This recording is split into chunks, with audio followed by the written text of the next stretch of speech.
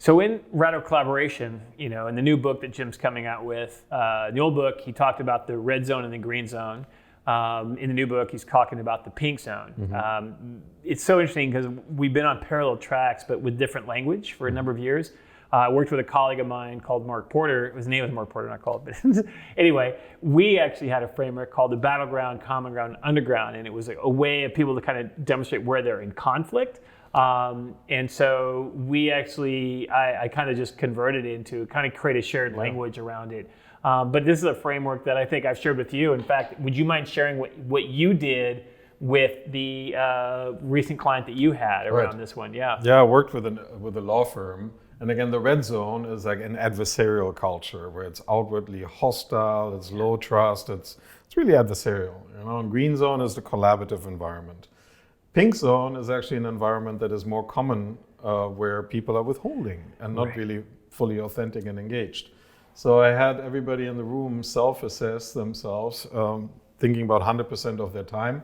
How much time do they spend in the red zone, in the green zone, or in the pink zone? And then the follow-up question was, how much time does your team spend in the red zone, in the green zone, or in the pink zone? And then last question was, what about your organization?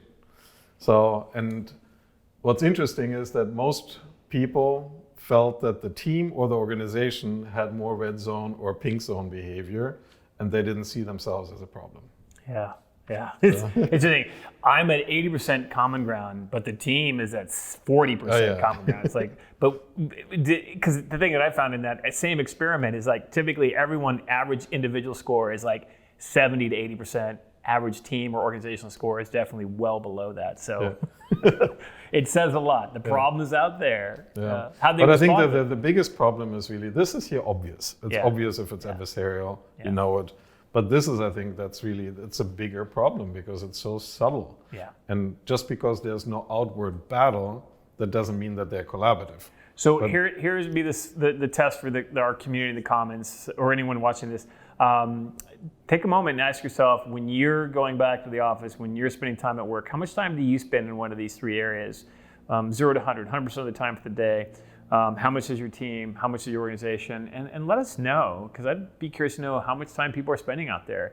And do be real honest about the red zone, green zone. So again, when you're being adversarial, being subversive versus just letting it go and feeling safe and cooperative. Common ground, again, you're not avoid conflict, you're able to move through it because you're practicing those 5 collaborative skills. Collaborative mindset, collaborative intent, openness, self-awareness, self-accountability, and then interest-based negotiation. It'll drive things into the common ground. So it's not easy to be here.